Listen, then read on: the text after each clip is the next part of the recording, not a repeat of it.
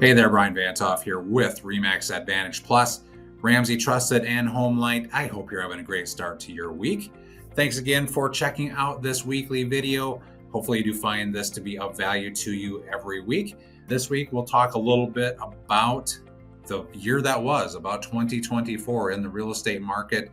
The St. Paul Area Association of Realtors every year publishes, in January, they publish a kind of an annual report where we can kind of revisit what happened in 2024. In addition to that, we'll talk a little bit about the St. Paul Area Association of Realtors reports for the month of December to give you a little bit of a guide, as always, on what's going on in the real estate market. So, boy, hopefully you get out here over the next couple of days, get outside. It is going to be a cold one late Saturday into Tuesday. So please get out and enjoy the next 48 or so hours before we hit the point where you're not going to see anything above zero until Wednesday. So sorry to be the bearer of bad news on that, but it is going to be cold. As always, let's talk about the week that was to start. However, 611 new listings in the past 7 days. That's up 64 from the prior week, up almost 100 from the same time last year.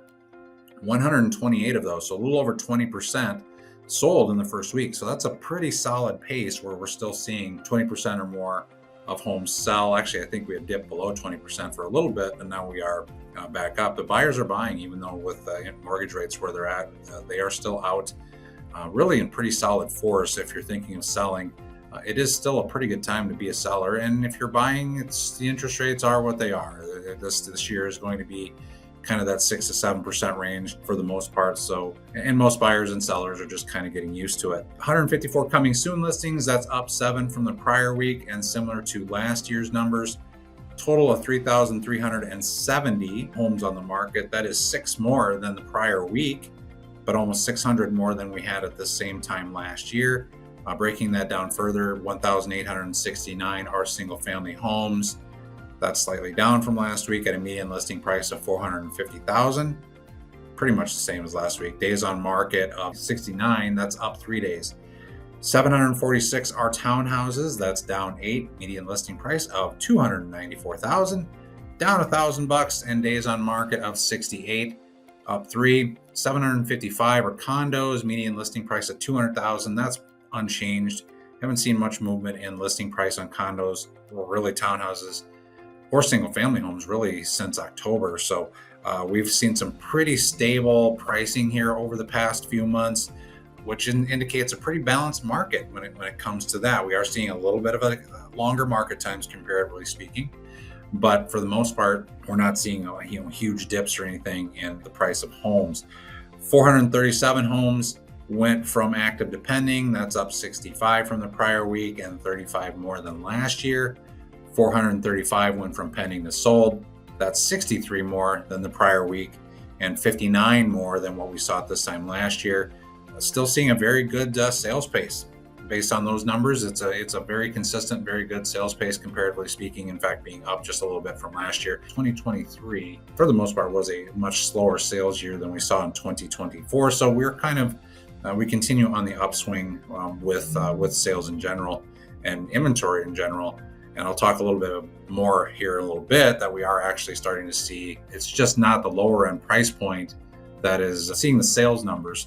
We are seeing kind of the move up homes start to see a little bit of more activity as well. So on the mortgage rate side, they are down by just over 1/8 from last week, up a quarter from last month, and up about a half from where we were 3 months ago, 6 months ago, and 12 months ago. So again, we've been in a pretty consistent range just even in the past 12 months on mortgage rates. Good mortgage brokers will be around 7%.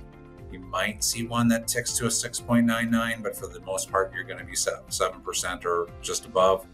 On a fixed 30-year mortgage, really, again, you should expect mortgage rates to be in the 6 to 7% range really throughout the 2025 year, in my opinion.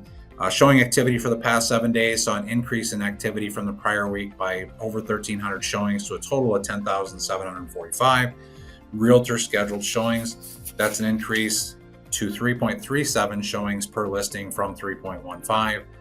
Last year, we were slightly busier with almost 11,000 showings on less inventory, putting it at 3.58 showings per listing. I still believe 2025 will see about a 10 to 15% increase in total sales volume as people choose to move and give up potentially their lower interest rate.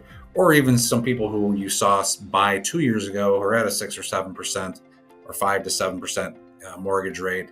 They're just like, it doesn't matter if I move, I'm not going to be paying that much more of a mortgage rate than what I have now. So some of those people who saw that in 2023 or 2022, who saw those higher mortgage rates than the people who had locked in 20 and 21, they're just going to choose to move. There's really no reason not to. They're used to their mortgage rates, and maybe you're going to see some of those people with those low mortgage rates make a transition as well. So that's the week that was in the local real estate market. Now we can talk about those stats as provided by the St. Paul Area Association of Realtors, which I'll abbreviate SPAR.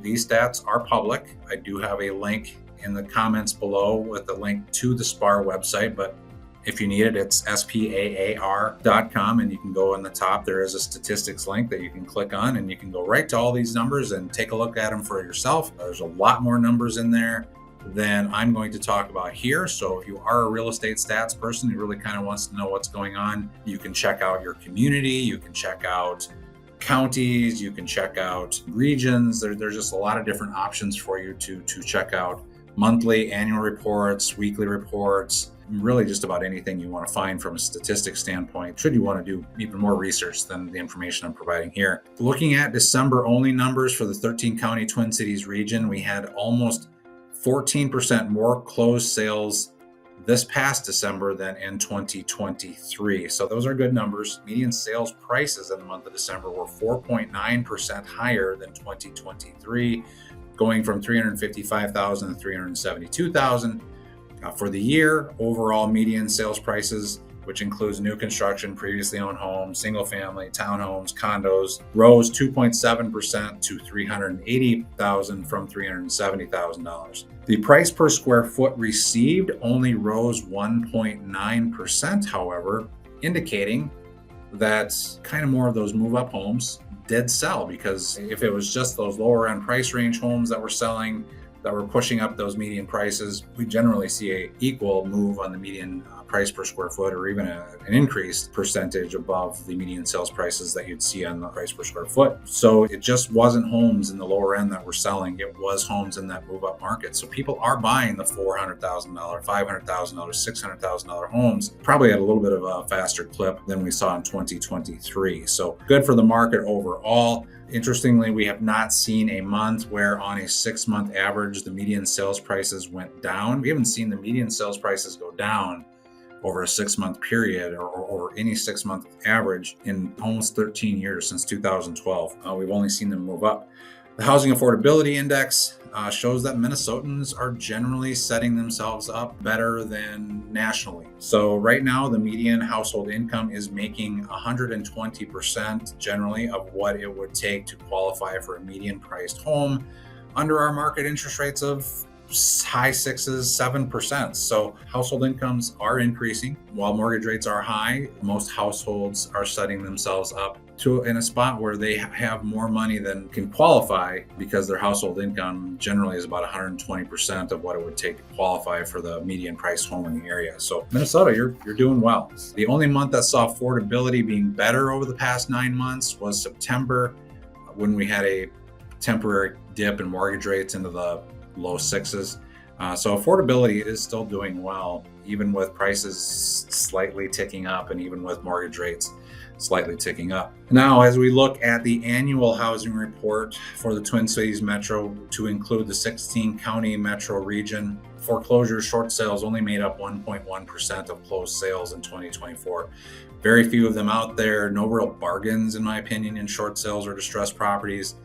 That's just not something that's a real big part of our market or a real impactful part of our market. So now kind of moving on, starting in April of 2021, single family homes started selling at a quicker pace than townhomes or condos. Before that, actually, townhomes and condos were selling a little bit faster than single family homes.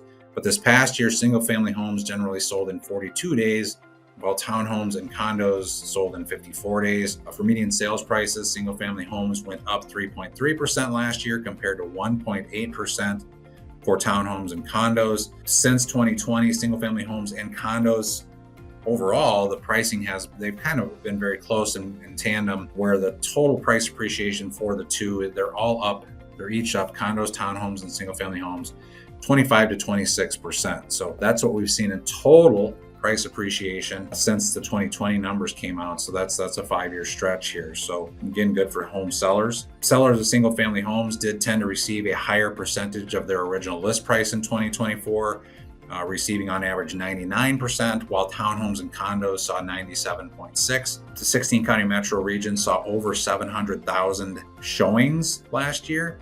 Hennepin County saw the most closed sales in 2024 with 15,425. Followed by Dakota County at 5,562 and Ramsey County at 5,405. The most showings per listing, so kind of the county that saw the most activity, we'll say with showing activity, was Ramsey County with 8.6 showings per listing, followed by Hennepin at 6.8, and Anoka County is at 6.6. Sherburne County saw median prices rise 5.7% over 2023, and Carver saw a rise of 5.6. Both of these areas do see a fair amount of new construction in them, so that was probably the most impactful as far as why the median sales prices rose so significantly. Wright and Isanti counties, the third-ring suburbs, only saw median home prices rise by 1% or less over in 2024. So I thought that was kind of interesting. There continues to be a lot of numbers I'm throwing around over these past few weeks, kind of as we got through 2024 and kind of looking back at the year that was. So I'm going to kind of wrap the stats up here. It's certainly a good time to still be a buyer out there if you can find the home. There's not much to look at right now, but if you can find the home that you're looking for, it's a balanced market. So if you're a buyer who's thinking of buying a home, it is certainly a good time. Love to have a conversation with you about what it looks like to be a buyer. For you sellers, it is absolutely crunch time to really start this process going. The first 6 months of the year are the busiest time of year for real estate. It's when the sellers get the most money for their properties. It's just really, if you are thinking of selling in 2025, now is the time to plan. I've been having a lot of great conversations with sellers here to start the year, or even over the past month or so, to talk a little bit about different things that are going on in the real estate market. Kind of now that you have the Christmas decorations put away, it could take you a few months to get your home prepared for the market. So it's, if you want to have a conversation about selling, now is the time to do that, because my team and I can give you great advice on preparing your home for the market. If you're selling a 6-bedroom or more home, here, the months of January through June are your busiest months. March through the middle of July is really the best time to be a seller. But what we are seeing is last year, the peak months for showings per listing were January through June, and then they dropped off from there. So if you're looking to get the most traffic in your home, if you're looking to get the most activity and potentially the most number of offers as a seller, those were the only months where showings per listing was above 5. So again, really, especially if you have a 4-bedroom house, you need to start thinking about that now. Whether you're buying or selling, I'd love to have a conversation. If you're a seller, I'm doing things that allow you more flexibility in commission negotiations than the vast majority of realtors out there. I'm giving you more options that put you in control. The MLS rules changes that we saw take effect in August are certainly impactful and have changed things, in my opinion, for the better. But you do have a lot of agents out there, a lot of realtors out there who are stuck in the past, whether they just don't know how to talk about the changes, whether they don't understand the changes, whether they're scared of the changes and don't want to address them. There is a lot of concern out there for that. The options that I have available, they're available to all realtors. I mean, they certainly are not limited to the things that I have to offer.